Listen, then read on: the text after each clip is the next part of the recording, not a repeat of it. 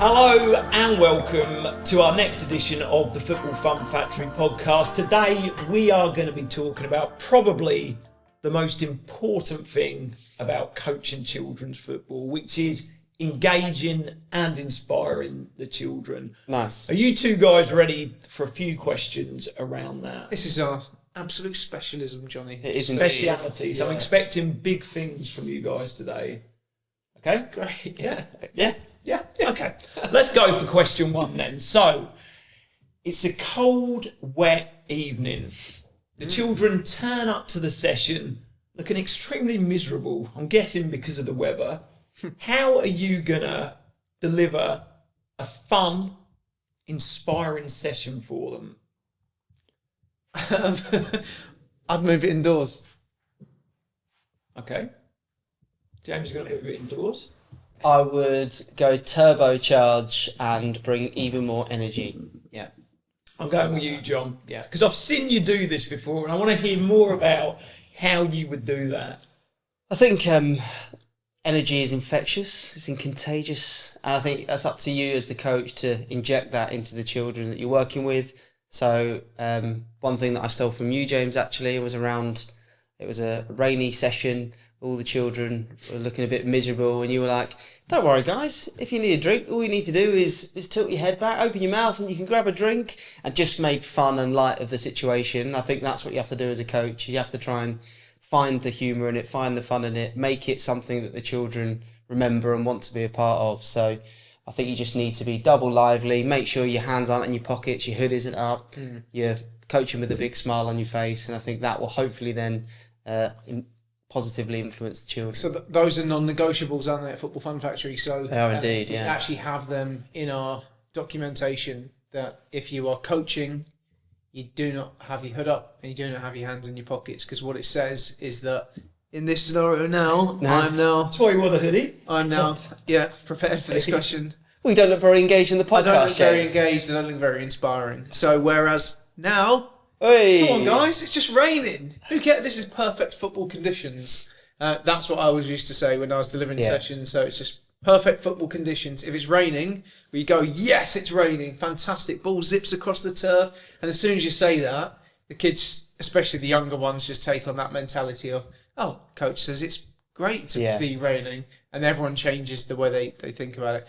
Quite often, though, particularly with the younger ones, if it is cold, wet and windy and raining, they turn up and their enthusiasm levels are no different. And sometimes they're absolutely buzzing, right? Yeah. You've seen it where they turn up to the session.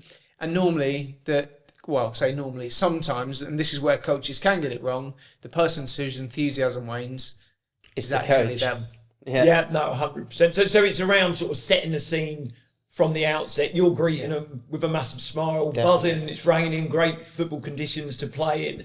And if sort of the weather would you change what you make? 'Cause I know a lot of grassroots coaches will plan their sessions, that's what they want to deliver, but would you change the session because of the conditions? Yeah, definitely. I think you'd change the number of interventions you make, keep it shorter and sweeter, try and get the sessions running up even faster. What I always used to try and do, or still do, is maybe use sessions that the children have played before, so it then needs less explaining because they're familiar with it.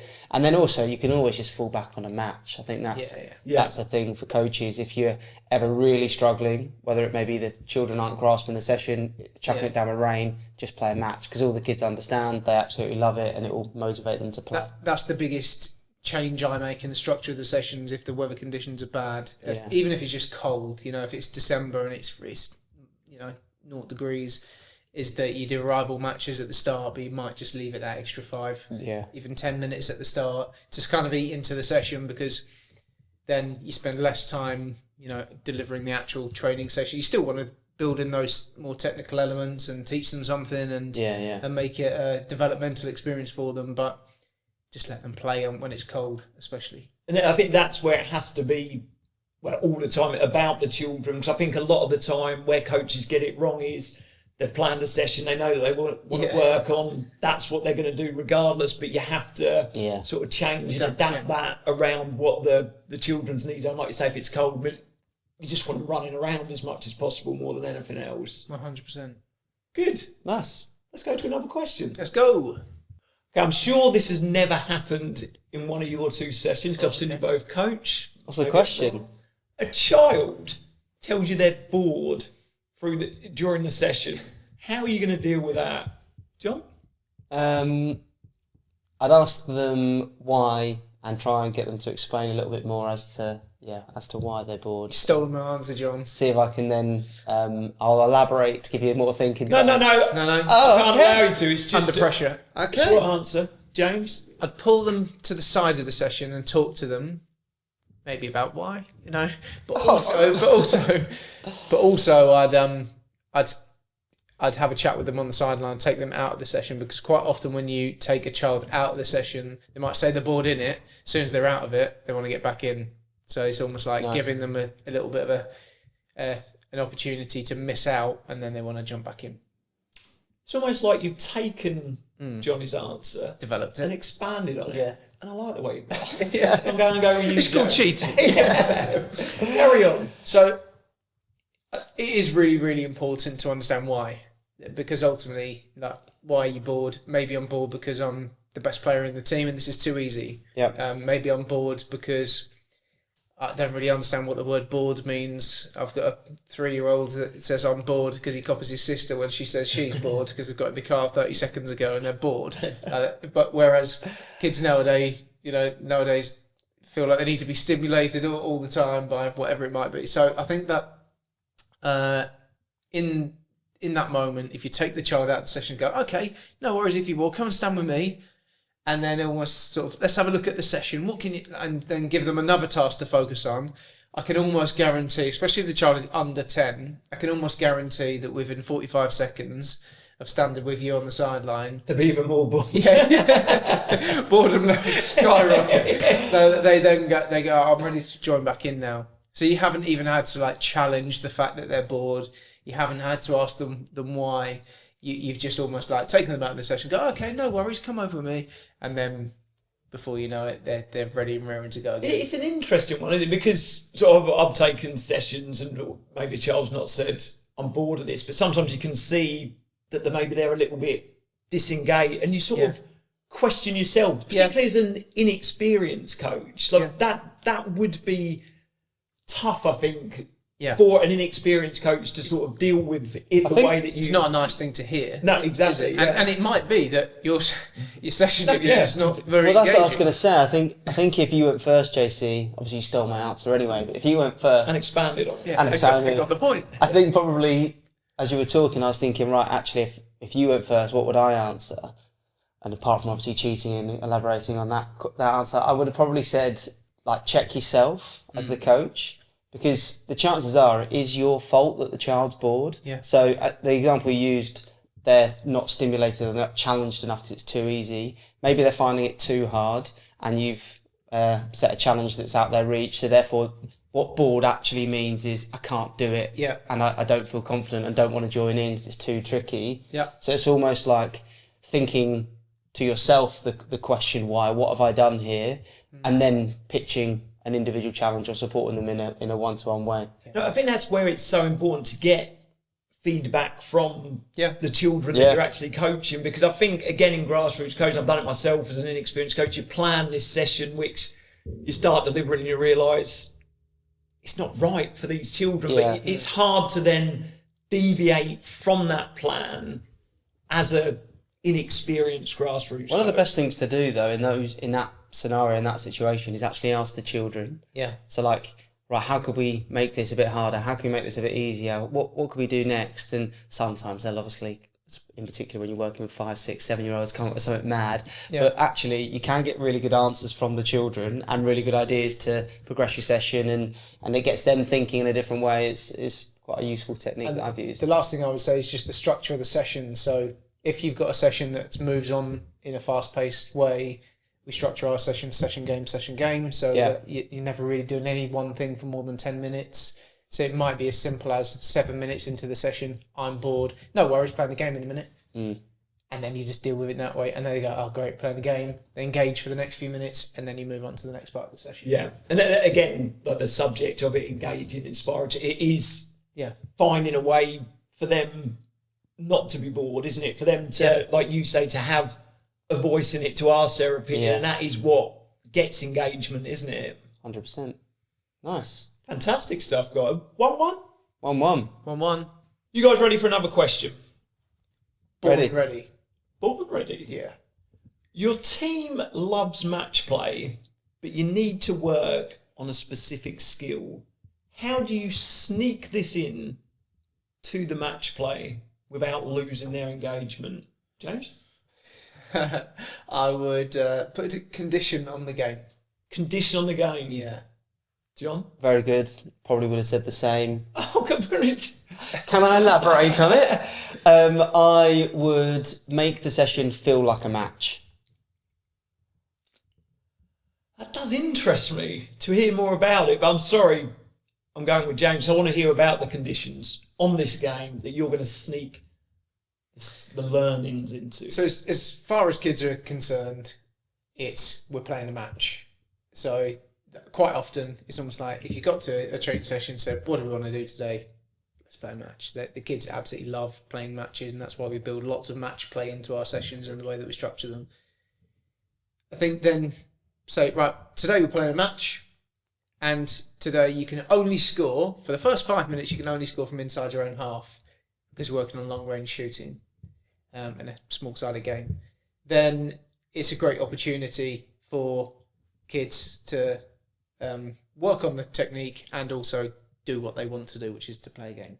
And like in terms of that, would that be a case of obviously speaking to the whole group at the first, putting the conditions on this game, but you're looking to work on this certain skill, long range shooting in this game, and then more one-to-one individual in terms of that technique whilst the game goes on? Yeah, so if then, and I'd probably, in that scenario, not that we're going into technical detail today, but I'd probably then put a bit more into the condition that they have to make a certain number of passes, because if not, every time they get it, it's going to boom it from their own half anyway.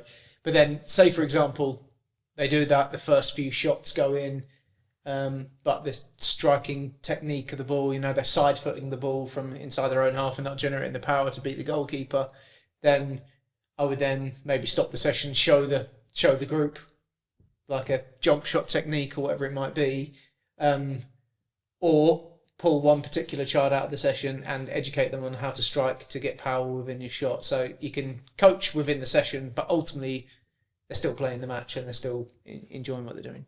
And obviously the question from the start is, the team love match play, how do you do that? Is that all you do?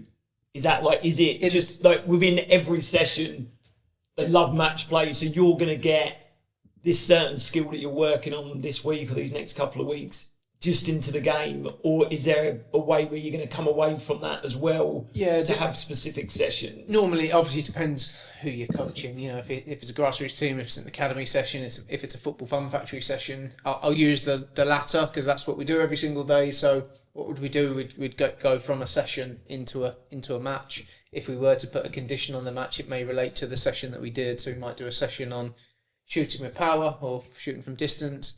And then we may then go into a game and put a little condition within the game itself. So normally there'll be some sort of technical element, but you could almost do like a really short and sharp session to almost work on the technique and then take the technique into a match play scenario. Because ultimately, that's what football is all about. It's all building towards playing the game itself. So there's no harm in having lots of additional match play. And if you do a session, it's an hour-long session, and they end up playing conditioned games throughout, there's absolutely that can be a really effective session. Probably not every week though, because there's other elements that they should be working on, individually with the ball and different technical elements too.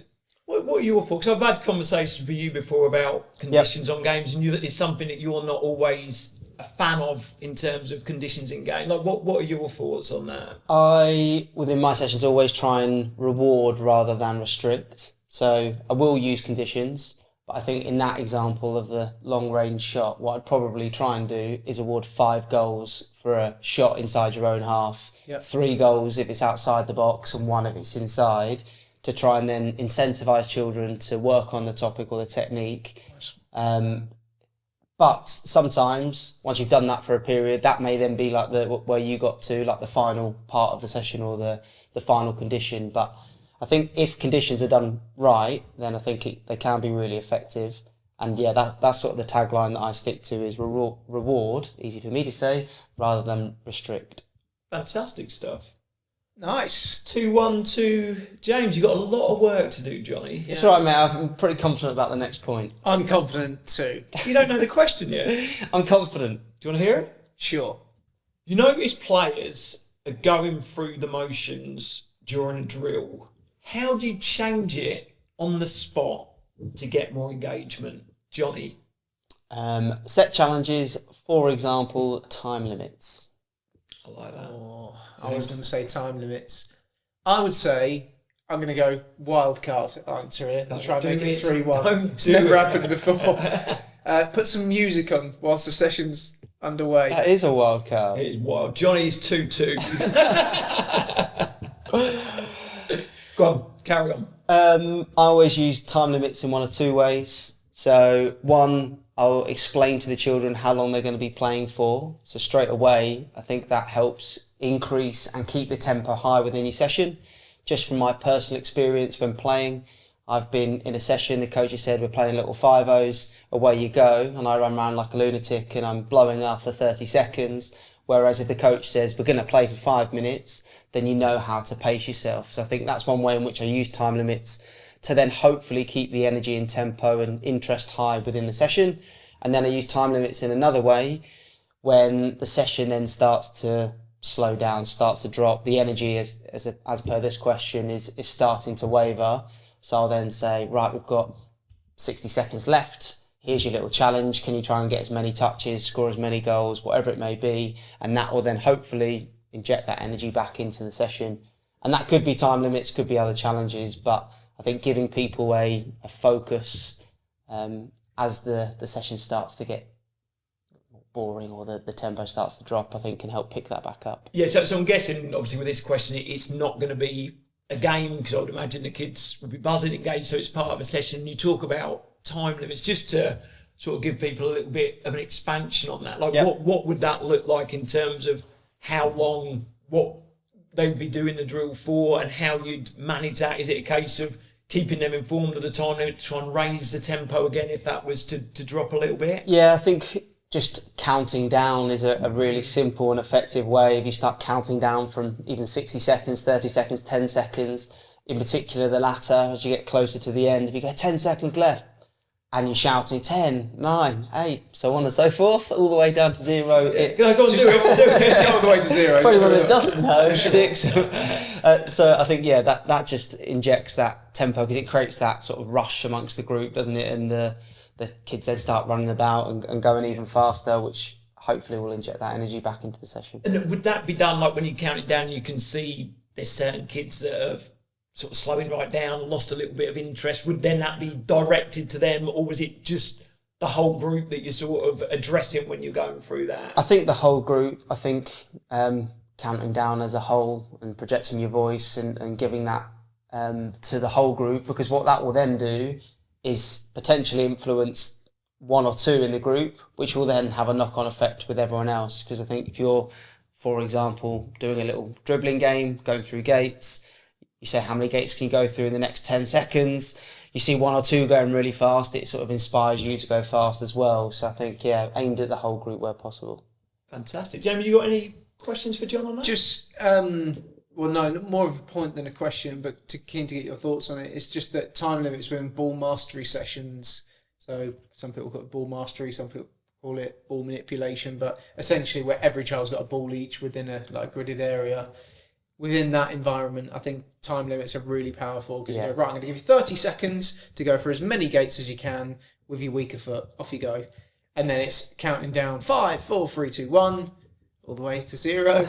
But then almost like, now you're going to try and beat your score. Yeah. So it's just like the opposite, the exact same of that, without the storytelling element of it, is then you're going to run through as many gates as you can, off you go.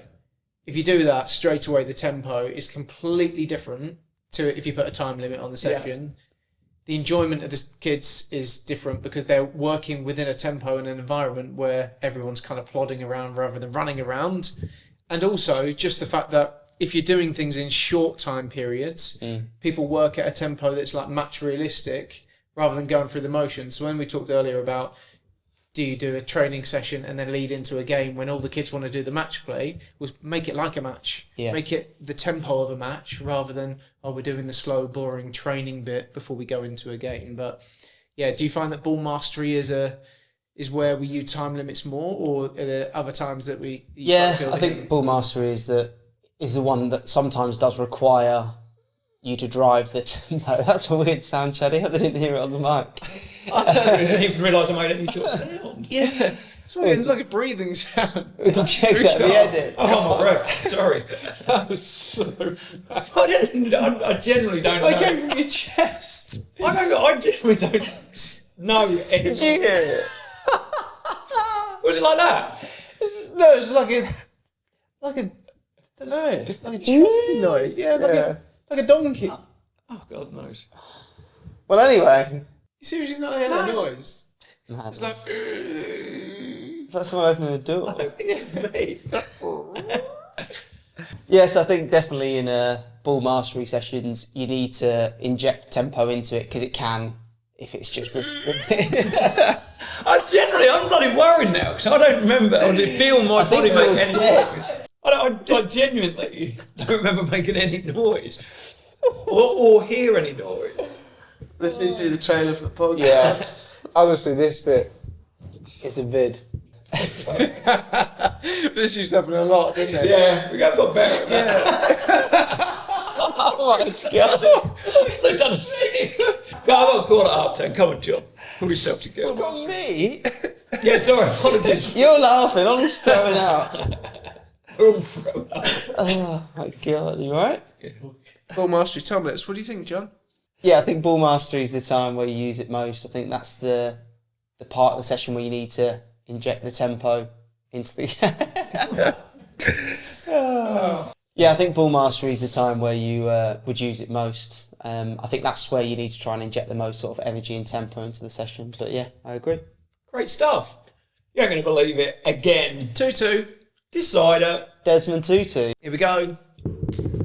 You're running a great session. Yeah. But one child just doesn't get it. You've explained it a few times, but it's just not happening for them. How are you going to deal with this situation most effectively, John? Get in. Pull them to one side, let them watch the session and explain it one-to-one. It's good, James. It's exactly what I would do.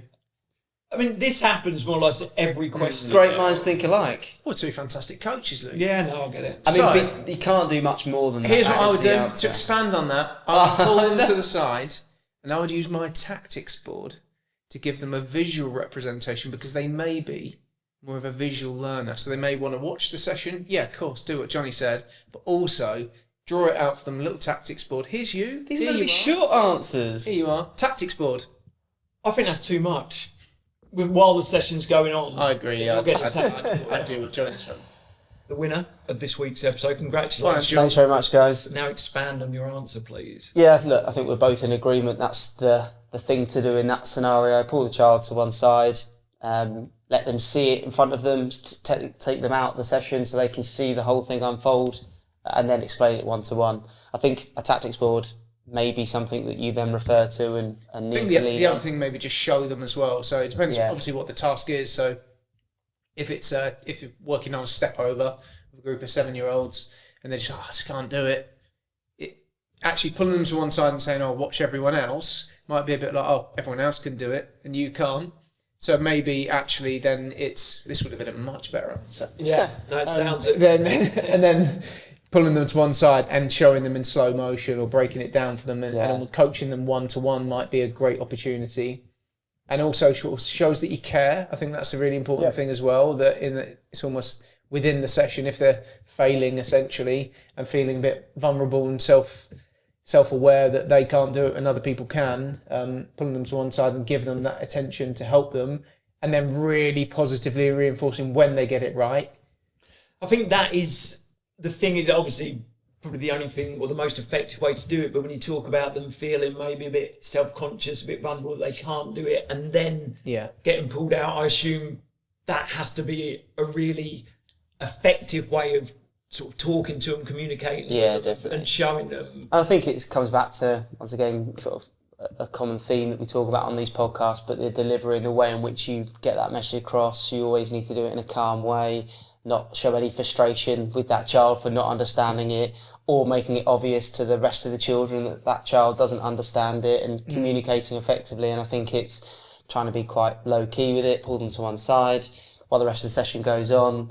Or if it is a dribbling task and they're doing like a step over, actually maybe stepping into the session and going to them rather than pulling them to one side to make it less obvious. And when would it get to that point in terms of, obviously the session is breaking down or whatever because of this child, but I can imagine you don't want to pull them out quickly and sort of have that, you see if it will carry on working. Can you coach within it to see if it will work before? Would that be the last resort in terms of pulling them out? Yeah, I think it depends on the type of session that you're doing. If it's a group activity and it keeps breaking down when it gets to that child and they don't understand it, I think you almost need to make an intervention sooner rather than later, because otherwise the other children might get on the case of that child. So that's where it may need an intervention slightly sooner. It may be actually that you can just ask the children to explain it to each other. Like I think if a 5-year-old can explain it to another 5-year-old in their same language, on their same level, that could be an effective way, depending on what it is. But I think what it comes down to is judging the situation. If it's a group activity, you may need to make an intervention. If it's a one-to-one, where they're dribbling around, you can go in and pull them one-to-one, pull them to one side, get involved in the session and get close to them in the middle of it to explain to them. So I think it depends, but it's just the skill of the coach then, isn't it, to pick the right intervention at the right time. Sometimes you can coach the whole group, but for one individual. Yeah, so to step into the session where, in the scenario I gave, where you've got 12 kids, they're all working on dribbling through gates and they're doing a step over when they get there or whatever, then actually to step into the session, 11 of the children are going around, doing double step overs, Ronaldo, and, they've got it. But you might step into the session for that one child that hasn't. Yeah. And you might step in and say something along the lines of, gonna stop you there, everyone's doing great. Some of us have got there, some of us are not quite there yet. So let me just break it down, show you. And Sky Sports, super slow-mo, you love that one. We go, right, super slow motion, here we go.